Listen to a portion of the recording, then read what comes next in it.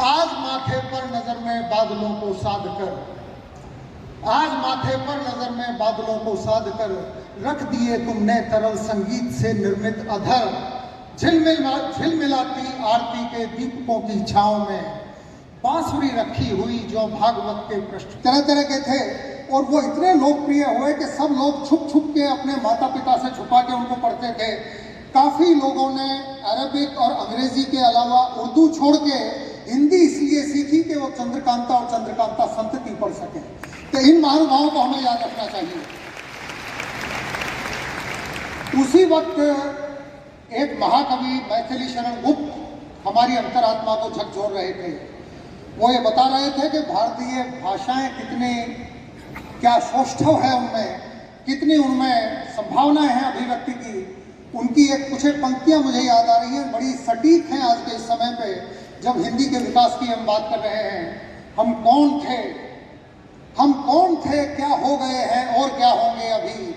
आओ विचारे बैठकर हम ये समझ से आए सभी, संसार को पहले हमें ने ज्ञान भिक्षा दान दी, आचार की, व्यवहार की, व्यापार की, विज्ञान की।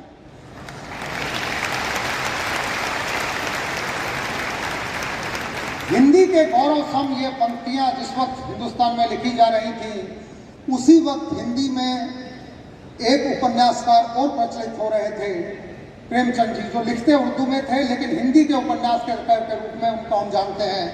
मानसरोवर के भाग 1 से ले 8 तक उनकी कहानियों का संकलन है। और मैं मानता हूं कि भारत के आप किसी भी राज्य से आए हो, आप कहीं से आए हो, आपने प्रेमचंद की कहानियां किसी न किसी स्वरूप में ना पढ़ी हो, ना सुनी हो, ऐसा संभव है। 2 बैलों की कथा, पूस की रात, बड़े भाई साहब, ये ऐसी कहानियां हैं। मैं मानता हूं कि कोई भी मनोवैज्ञानिक कहानियां लिखने वाला आदमी, उसमें बाल्जाक का नाम आता है, उसमें ऑस्कर वाइल्ड का नाम आता है, उसमें नाम ओ हेनरी का आता है, उसमें नाम सोमरसेट मॉम का आता है, उसमें नाम चेखोव का भी आता है। मैंने इन सब कथाकारों की साहित्य को पढ़ा है।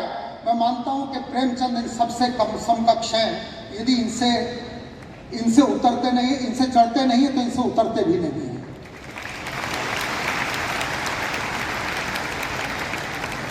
उसी वक्त चक्का कि यदि कहीं लता मंगेशकर जी का कार्यक्रम गीतों का हो रहा हो और वहां लोगों को पता लगे कि पास के पंडाल में, पास के कॉलेज में नीरज आए हुए हैं, तो लता मंगेशकर का कार्यक्रम छोड़ के लोग नीरज को सुनने के लिए वहां जाते थे।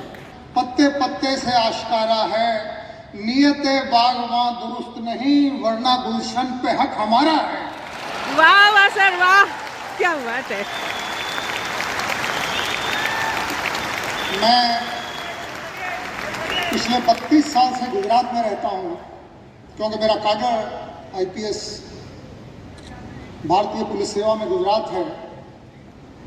मेरा जन्म हुआ हरियाणा में, हस्तिनापुर के नज़दीक का पैतृक मेरा गांव है।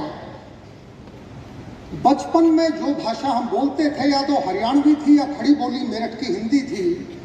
उसमें से विश्व फलक तक ले जाने के लिए जब बात आई तो आकाशवाणी मेरे लिए एकमात्र माध्यम था।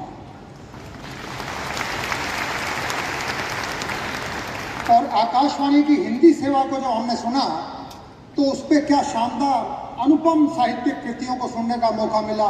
मुझे एक नाटक अभी तक याद है, मैं करीब 9 या 10 साल का हूँगा, उस वक्त मैंने सुना था, एक गीत की मौत। एक उड़िया साहित्यकार हैं, बाद में उनके सुपुत्र हमारे काडरमेट भी रहे। कहीं ना कहीं से मुझ जैसे ऐसे व्यक्ति के अंदर, जिसके परिवार ने या तो खेती की थी या फिर आर्म फोर्सेस में जाते थे सभी लोग, कहीं ना कहीं से साहित्य से जुड़ा हुआ।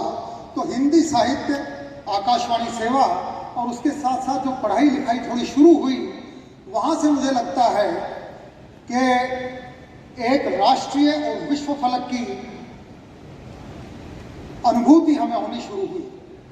मैं, जैसा कि मैंने बताया, मेरा यहाँ होना एक अकस्मात है। मैं पहले से ज़रा शुरू करना चाहूँगा, मुझे माफ़ भी कीजिएगा क्योंकि मुझे नहीं पता कि अभी तक यहाँ से क्या क्या बोल लिया गया है।